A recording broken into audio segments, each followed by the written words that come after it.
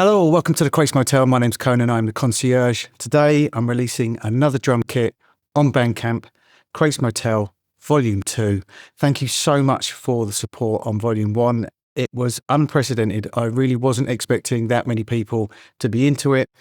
I've had loads of fun going through all my old hard drives, all my old discs, all my old cassettes, etc., digging out my old drum sounds, which I'm building into new kits for you guys. As I said, this is Volume 2.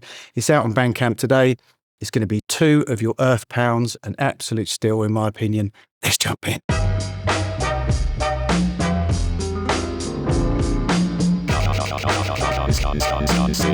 So, as is the case with Volume 1, the sounds are all from my SP1200. This is going back to like the mid to the late 90s. Recorded onto Ampex 456 quarter-inch tape, going through a custom Soundcraft desk. I think that's most of them anyway. Some of them might be slightly different, but most of them from that time period were stored in that particular way. So you've got the SP1200 12-bit goodness, and you've got a bit of tape saturation on there as well. There may have been some other outboard equipment. I honestly can't remember. Possibly a DBX 160. I know there was one knocking about at the time, so possibly some of that as well. What I have done is I've put it into an MPC program, so you can load it up straight onto your MPC. I've done all the heavy lifting for you. The mixing is done on each individual sound. I've edited the sounds as well. I've put little fades on them. They're all clear and clean. Well, I wouldn't say clean because they've got 12-bit dirtiness on them, but they are nice and clean, nice and cleanly edited in an MPC program. If you don't have an MPC, you can still use them. I've included a folder as well, which has just got the WAV files. The WAVs are 16-bit. 44.1. I've done it like that because they can be read by almost all samplers.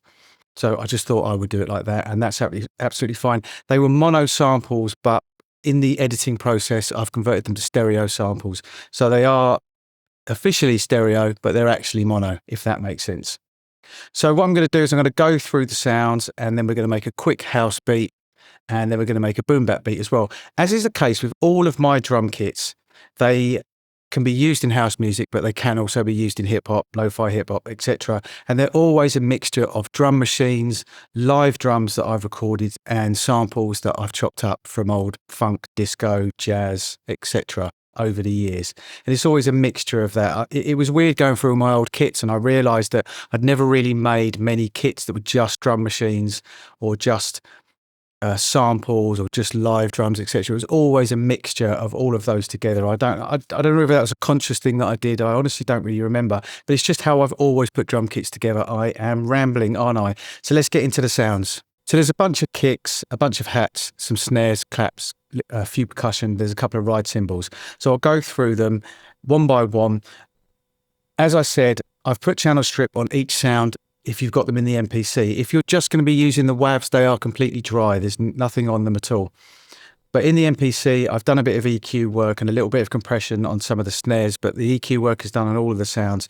And I've just kind of cleaned them up for you and added a little bit of low end on some of the kicks.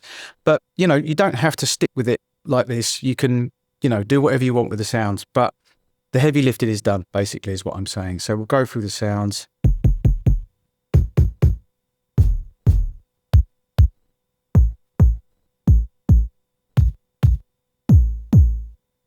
Yeah, I think there's 8 kicks.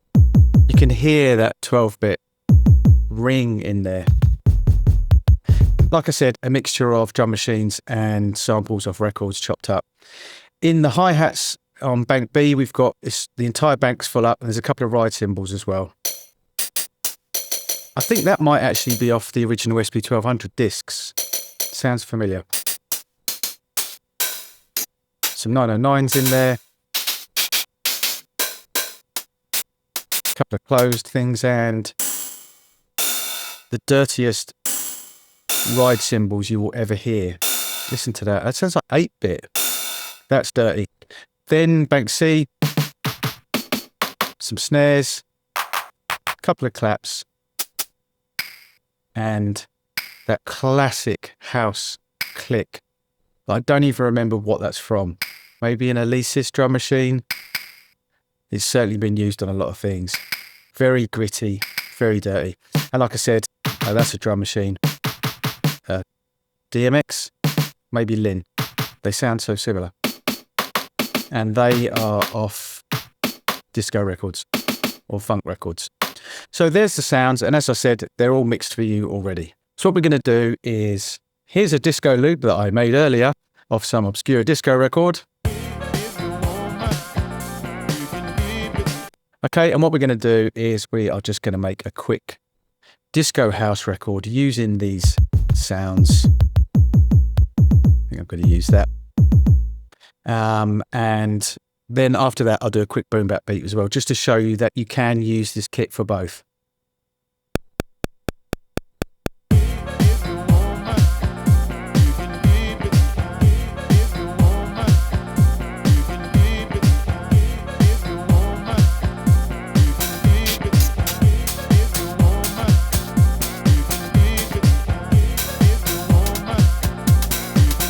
Oh yeah, before we go any further, on some of the hi-hats, I've actually put them in mute groups to choke. So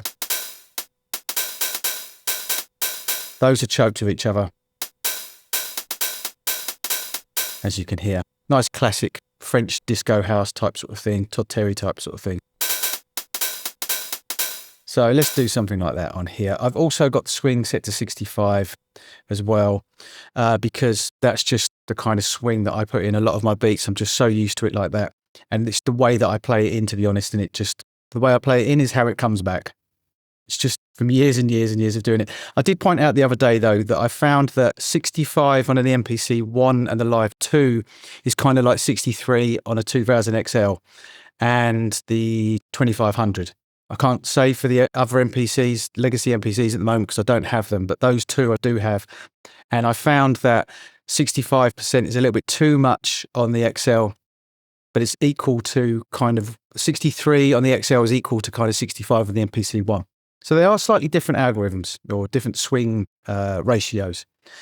So yeah, let's do that. Let's do something like that.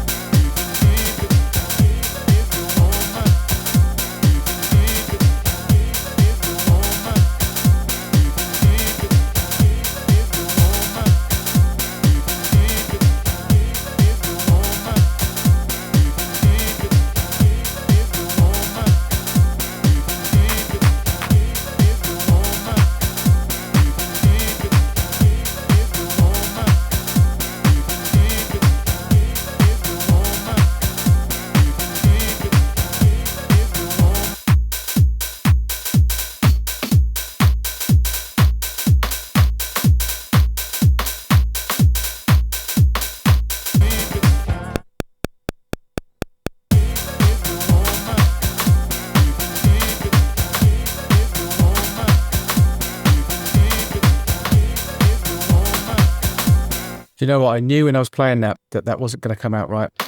I was swinging just a little bit too much.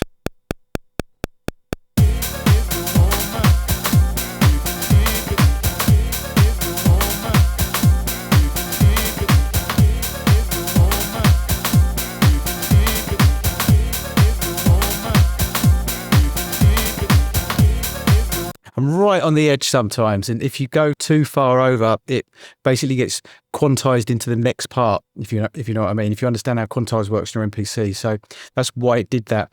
But when you're programming beats with swing already on there, you do kind of, you have to get into the groove a lot more, I think, rather than what some people do, which is have it on 50 on the swing ratio and then add the swing afterwards. But I just like to set it between 63 and 67 and play it in, and then it comes back exactly how I've played it, basically.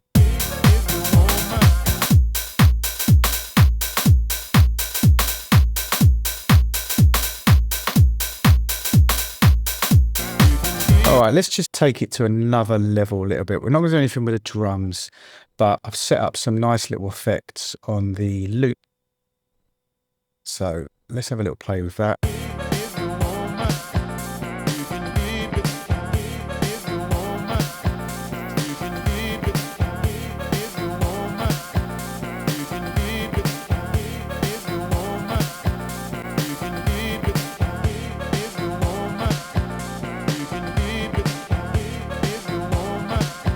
What I find is if you add a little bit of lo-fi, sort of simulating something like an MPC 60 or an SP1200, then you add the LP2, low pass filter 2, with about 0.7 resonance, between about 5 and 0.8, 0.5, 0.8. Take it down, you kind of get that same S950 kind of sound. That's what I've kind of found from experimentation. I don't have one here to absolutely compare with, but just from memory, it kind of creates that kind of early 90s Akai type sound. So that's what I'm doing here, just dirting it up. And then I'm not going to put it through Mother Ducker, I'm going to use Air Pumper.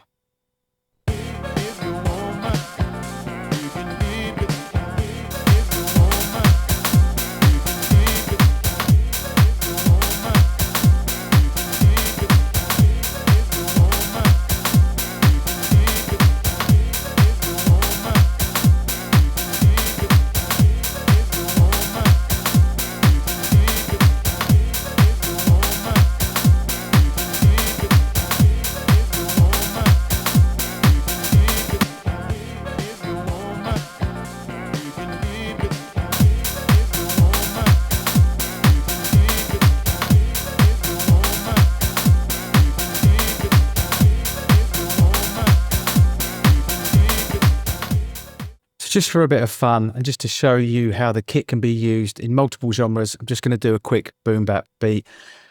As I always say when I make boom bap beats on this channel, I'm not trying to reinvent the wheel here or anything. I'm just going to do a classic boom bap beat.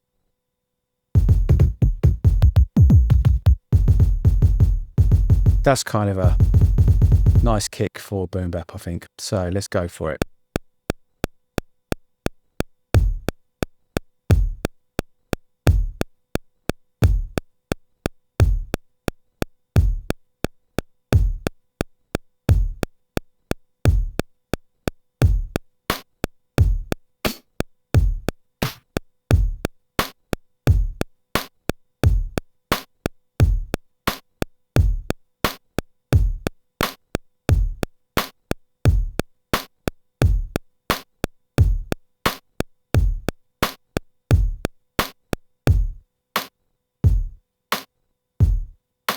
You might think this is a weird way to write boom bap, but it's just how I've always done it. I always just start with the boom, the bap, and then I want to get rid of the metronome and just build from there. So what I tend to do is go for hats after that.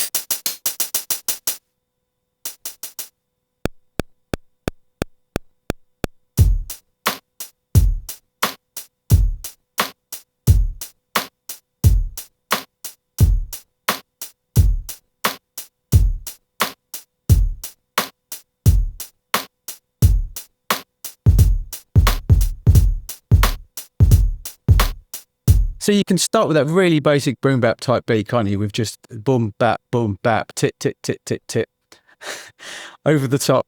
And then it's what you do with the kicks. It's what you do with the little flicks and the little ghosts. That's what counts.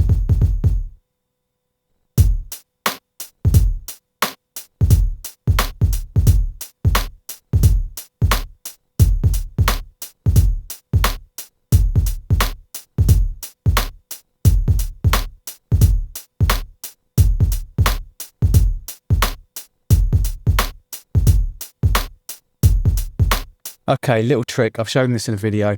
Compressor vintage, okay? Have the attack up a little bit, bring the release right down, take the ratio up around about 11 o'clock, play around with it kind of there, and then bring the threshold down gradually and balance it with the output. This is where you can get that real kind of old school drum sound with boom bap beats.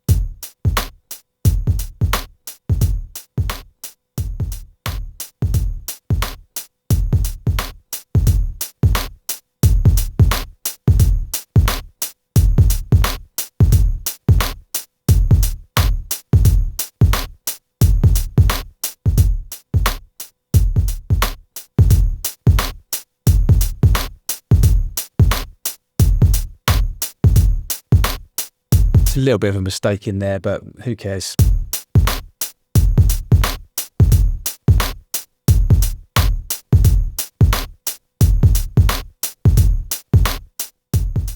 So So there you have it. I wanted to do a Boom Bap Beat in there because last time with the kit version 1, I said it was kind of for Boom Bap as well as house music, but I didn't really demonstrate that in any way. So I wanted to do a quick kind of lo-fi hip-hop style beat just to show that my drum kits can be used in multiple genres. They're not just for house, or they're not just for hip-hop, they're not just for whatever. You can use them for multiple genres, which is the case with all drum kits really, isn't it? But I didn't want people to just think it's a house kit or it's a hip-hop kit. So don't forget, when you go to Bandcamp and buy this, you will download it, and in there'll be a PDF file. In that PDF file, double click on it, open the PDF, and in there'll be a link. That link is where you download the drum kit and the MPC program from. You won't get the drum kit when you first download the zip file. That's just how sample packs work on Bandcamp. Most people got that last time, but I did have a few people, despite the fact that I've said it in multiple videos now, come to me and say, where's my drum kit? I just paid 2 of your earth pounds for a drum kit and I didn't get anything. So just open that PDF file and it's all there. It's very simple. I will make sure that I write it on Bandcamp as well, which I have done before as well. Just remember, please, just remember, it's in the PDF file. That's the link. So that's kit number 2. And as I said, I have found so many good sounds. I am just so excited about making more kits and trying to balance my life at the moment between making beats, making beat tapes, making drum kits, carrying on with my normal life, which is DJing and mixing and mastering for clients, and then weighing all this stuff up as well. I mean, I just don't stop. But I'm absolutely loving it, and I love the support that I'm getting from you guys. I really, really appreciate it. It really helps. The way the things are in the Middle East at the moment, a lot of DJ events, a lot of events have been cancelled. So DJing is harder to. A lot of people are losing their jobs. Basically, I'm very, very lucky that I still have my DJ gigs, but every little helps. And I really appreciate the support is what I'm saying, basically. So thanks for watching. This is the Crates Motel. My name's Conan. I'm the concierge. Till next time.